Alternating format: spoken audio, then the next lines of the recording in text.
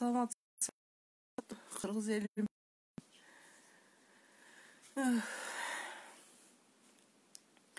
Мен 2 күндөн бери ооротам. Ошол зарплатасын хотя бы актап койсо болот.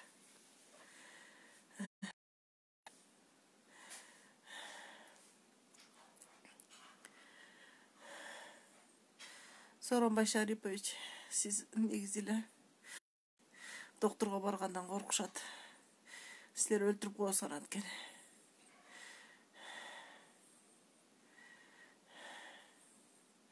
Мен Алыкулова Марипа Мукамбетовна 28-июндан бери ооротам. Температурам түшпөй атат. Азыр тердеп атам. Көлгө барып бир апанын чөбүн келдим эле. Ошо чөптүн чай заваривать этип берди эле. Ошону ичкен сайын тердеп атам.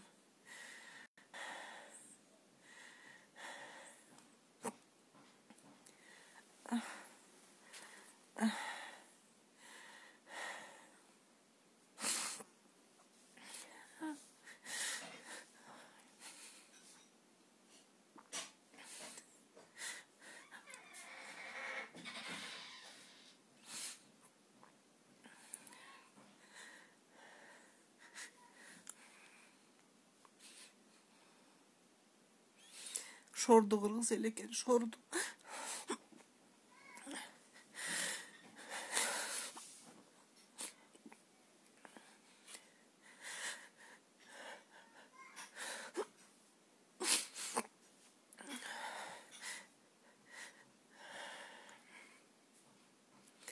Канчалаган азыр кыйналып атат. Үйлөрдө чыга албай, же докторго жетпей, калп эле философство кылып сүйлөп коюшат. Соблюдайте гигиену деп. Кайда гигиена айтып атасыңар? Элементарный самынга жетпесе, лимонго жетпесе, имбирге жетпесе,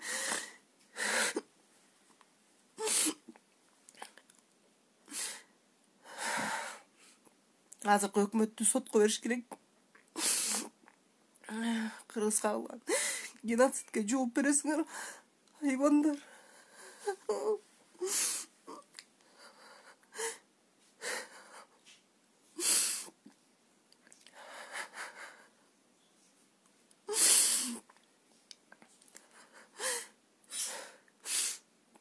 Жетимиш 80 миңден алып коюп отурасыңар айлыкты. Кайсы бетиңер менен айтып атасыңар? Кыргызстанды чакырчылыктан чыгарабыз деп. Кайсы бетиңер менен айтып атасыңар? Силердин жашоо менен карапайым элдин жашоосу бирдей эмес, билип алгыла. Эл деген кыйналып атат. Элементарный гигиенанын эмеси жок көбүндө азыр. Антипреспиранттар жок. Берген эмне 1 килограмм un, 2 килограмм сахар, 2 килограмм күрүч, 2 мл майга кыйын болуп атасыңар. Анын барсын фонддор берди. Колунда барлар берди.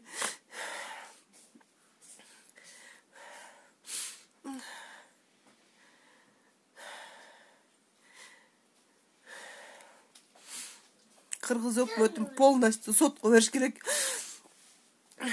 Жооп бересиңер геноцид үчүн. Айбансыңар силер.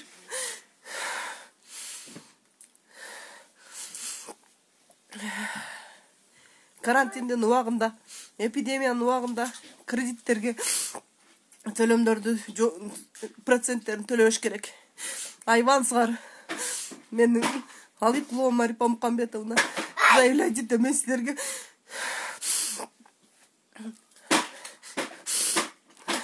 Канчалаган кыргыз эли кыйналып атат.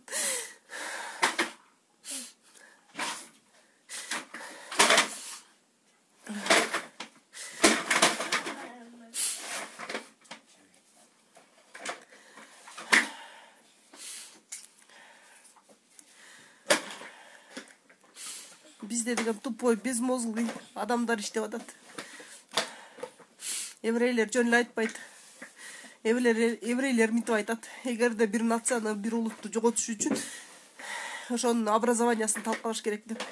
биздин образованияны талкалатканга кол өзүңөр жардам бердиңерби? Эгерде мугалимдер тупой болсо, ошолордон чыккан окуучулар тупой болот. Эгерде медиктерди жакшылап окутпаса, ошолордун алдынан пациенттер өлөт. Эгерде архитектурда жакшы окутпаса, ошолордон алдынан элдер кырылып өлөт. Ошон үчүн бүт барын кылган, бүт азыр өкмөттө отургандардын баардыгы тең күнөөлүү. 120 депутат күнөөлүү. Бир түндө 87 мыйзамды чыгарып койдуңар го. Эмне үчүн жанагы эл үчүн деген мыйзамдарды чыгарбайсыңар? Айбансыңар силер. Сооронбай Шарипович, мен аябай сизге ишенгем. Эл үчүн кылайып оокат кылган жоксуз. Элдин баары сизге ишенип отурган. Кайдагы бир Боронов тап келип коесуңар. Боронов деген эчтеке жарабайт. Чечкиндүү эмес. Кыргызстандын менталитети бир. Кыргызстан өнүгө өсчү өлкө. Жөн эле бакса болот. Жемкор, сүткорлор Кыргызстанда жалаң айбандар бийликке келип алган. Кыргыз элин кыйнап. Мен жакшы болуп кетем, Кудайым буйрса. Канчалаган адамдын батасы тиет. Просто ичиңдин ооруганда, жаныңдын күйгөнүндө айтат экенсиң да.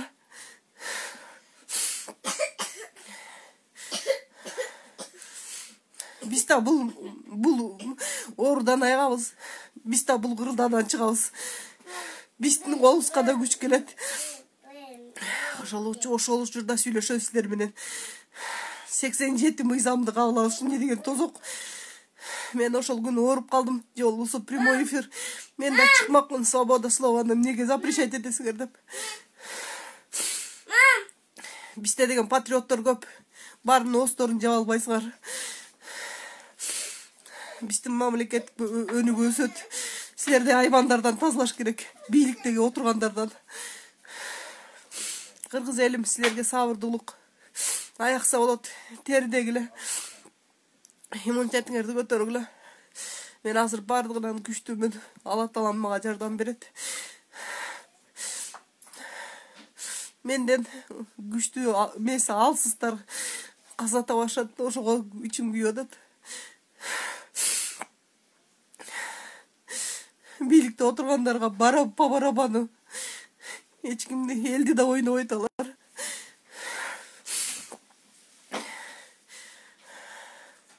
Элди ойлобойт. Жөн эле очко үчүн, акчаларды чогулткан үчүн, каражат топтош үчүн, элдин жону менен жашаш үчүн эле топтоп атышат. Жакшы калгыла. Мен жакшы болуп кетем, Кудай буйрса. Мага кайгырбагыла.